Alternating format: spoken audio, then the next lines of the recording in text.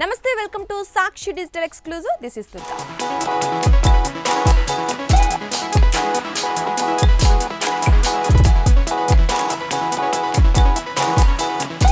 మీకు తెలుసా మనం ప్రతిరోజు మోసపోతున్నాం. అంతేకాదు మనల్ని మోసం చేయడానికి కొందరు డబ్బులు కూడా భారీగా ఖర్చు పెడుతున్నారు. అలాగే సంపాదిస్తున్నారు కూడా. ఏంటి నమ్మడం లేదా? అయితే ఈ వీడియో పూర్తిగా చూసేయండి.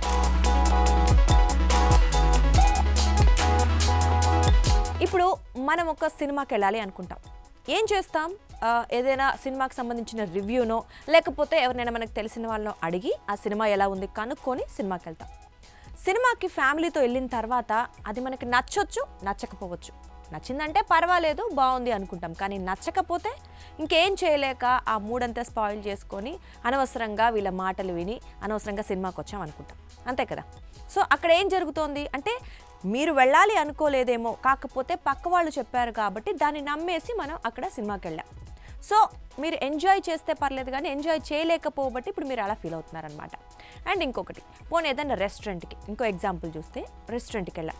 అక్కడ ఏం జరుగుతుంది అంటే మనకి ఆల్రెడీ తిన్న ఫుడ్ టేస్ట్ తెలిసిన రెస్టారెంట్ అయితే పర్వాలేదు. కానీ తెలియని కొత్త రెస్టారెంట్కి ఎవరో ఫ్రెండ్ చెప్పారనో లేకపోతే ఎక్కడో సోషల్ మీడియాలో చూసో వెళ్తూ ఉంటాం. సో వాళ్ళు ఫుడ్ చాలా బాగుందన్నారు, రివ్యూ బాగా ఇచ్చారని చెప్పి మనం వెళ్తాం, అవే ఫుడ్ ఆర్డర్ చేసుకుంటాం, తింటాం. సో అందరికీ నచ్చాలని లేదు కాబట్టి నచ్చలేదనుకోండి, మళ్ళీ సేమ్ సిచ్యువేషన్, మళ్ళీ అదే రిపీట్ అవుద్ది. నచ్చలేదు, సో అనవసరంగా వెళ్ళాం, వాళ్ళ మాటలు విని వీళ్ళ మాటలు విని అని చెప్పేసి వెళ్ళిపోతాం. కానీ అక్కడ ఏం జరిగింది? వాళ్ళు అనుకున్నదైతే జరిగింది. అంటే ఇన్ఫ్లుయెన్సర్స్ మనల్ని బాగా డామినేట్ చేస్తున్నారని చెప్పొచ్చు. వాళ్ళు ఏం చేయాలనుకున్నారు? మిమ్మల్ని అక్కడి వరకు పంపించాలనుకున్నారు, పంపించేశారు. సో ఇలాగే మనం చాలా విషయాల్లో మోసపోతూ ఉంటాం. సో ముందుగా అసలు ఇన్ఫ్లుయెన్సర్లు ఎవరు అంటే, సోషల్ మీడియాలో ఫాలోవర్లు ఎక్కువగా ఉన్నవాళ్ళు, యూట్యూబ్, ఇన్స్టాగ్రామ్, టిక్టాక్ లాంటి ప్లాట్ఫామ్స్లో కంటెంట్ క్రియేట్ చేసేవాళ్ళు. సో వాళ్ళు ప్రమోట్ చేసే ప్రొడక్ట్స్ను ప్రజలు కొనుగోలు చేస్తారు. కానీ ఈ ప్రమోషన్లు చాలాసార్లు మోసపూరితంగా ఉంటాయి, మంచి మార్కెట్ను నాశనం చేస్తాయి. ఇప్పుడు మొదటి ఉదాహరణ చెప్పుకున్నట్లుగా సినిమా రిలీజ్ అయ్యే ముందు ఇన్ఫ్లుయెన్సర్లు పెయిడ్ రివ్యూలు ఇస్తారు, సూపర్ హిట్, మాస్టర్ పీస్ అంటూ ప్రమోట్ చేస్తారు. కానీ వాస్తవంగా సినిమా చెత్తగా ఉంటుంది. ఉదాహరణకి కొన్ని బాలీవుడ్, టాలీవుడ్ మూవీస్లో ఇలా జరిగింది. ప్రేక్షకులు టికెట్లు కొని థియేటర్కు వెళ్ళి నిరాశ చెందుతారు. దీంతో నిజమైన మంచి సినిమాలు, ఇండిపెండెంట్ ఫిల్మ్ మేకర్స్ కూడా బాధపడతారు. మార్కెట్లో ఫేక్ హైప్ పెరిగి క్వాలిటీ కంటెంట్ వెనక్కిపోతుంది. ఇప్పుడు మనం ఫ్యాషన్ గ్యాడ్జెట్స్కు వెళ్దాం. ఇన్ఫ్లుయెన్సర్లు బ్రాండ్స్ నుంచి ఫ్రీ ప్రొడక్ట్స్ తీసుకొని బెస్ట్ ప్రొడక్ట్ ఎవర్ అంటూ ప్రమోట్ చేస్తారు. కానీ ఆ ప్రొడక్ట్ చీప్ క్వాలిటీ, త్వరగా పాడైపోతుంది. ఉదాహరణకి చైనా నుంచి వచ్చే ఫేక్ స్మార్ట్ ఫోన్స్ లేదా ఫ్యాషన్ ఐటమ్స్ కూడా ఈ తరహాకే చెందుతూ ఉంటాయి. అంటే ప్రజలు కొని తర్వాత రిగ్రెట్ చేస్తారు, కానీ దానివల్ల ఏం ఉపయోగం? ఏమీ ఉండదు. సో దీంతో నిజమైన బ్రాండ్స్ లాంటివి లాస్ అవుతాయి. మార్కెట్లో ఫేక్ ప్రొడక్ట్స్ పెరిగిపోతూ ఉంటాయి. డైలీ ప్రొడక్ట్స్ గురించి మాట్లాడుకుంటే టూత్ పేస్ట్ లాంటివి ఉంటాయి. ఇన్ఫ్లుయెన్సర్లు ఈ టూత్ పేస్ట్ ఉపయోగిస్తే దంతాలు వైట్ అవుతాయి, ఆరోగ్యం పెరుగుతుంది అంటూ ప్రమోట్ చేస్తారు. కానీ ఆ ప్రొడక్ట్లో హానికరమైన కెమికల్స్ ఉండొచ్చు, లేదా ఫలితాలు ఫేక్ కూడా కావచ్చు. ఉదాహరణకి కొన్ని హెర్బల్ టూత్ పేస్ట్ ప్రమోషన్స్ చూస్తే వాళ్ళు ఫోటోషాప్ చేసి బిఫోర్ ఆఫ్టర్ షో చేస్తారు. ప్రజలు నమ్మి కొంటారు. కానీ నిజమైన బ్రాండ్స్ లాంటి కోల్గేట్, పెప్సోడెంట్ లాంటివి సేల్స్ డౌన్ అయిపోతూ ఉంటాయి. మార్కెట్లో ఫేక్ క్లెయిమ్స్ పెరిగి కన్జ్యూమర్ ట్రస్ట్ తగ్గుతుంది.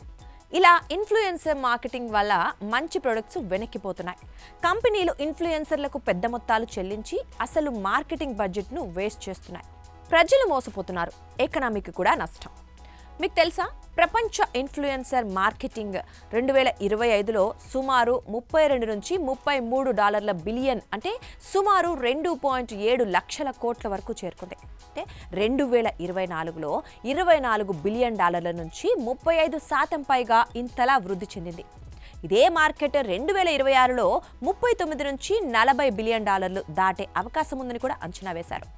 ఇది గత దశాబ్దంలో సగటు 33% CAGRతో వేగంగా పెరుగుతోన్న ఫాస్టెస్ట్ గ్రోయింగ్ డిజిటల్ యాడ్ ఛానల్గా మారింది.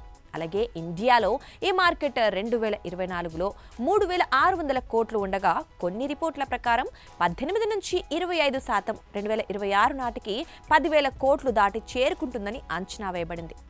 ఇక్కడ ఇన్స్టాగ్రామ్, యూట్యూబ్ లాంటి ప్లాట్ఫామ్స్ పై మిలియన్ల మంది క్రియేటర్లు బ్రాండ్లతో పార్ట్నర్షిప్ల ద్వారా ఈ వేగవంతమైన వృద్ధికి కారణమవుతున్నారు.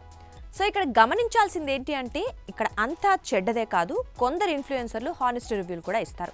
సో మనం చేయాల్సినవి తప్పకుండా ఏంటి అంటే ముందుగా ఏదైనా ప్రోడక్ట్ కొనేటప్పుడు కానీ లేదా దాన్ని వాడాలి అనుకున్నప్పుడు రీసెర్చ్ చేయండి.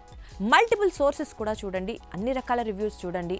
ఇన్ఫ్లుయెన్సర్స్ స్పాన్సర్డ్ అని చెప్పాలి, లేదు అంటే రిపోర్ట్ చేయండి.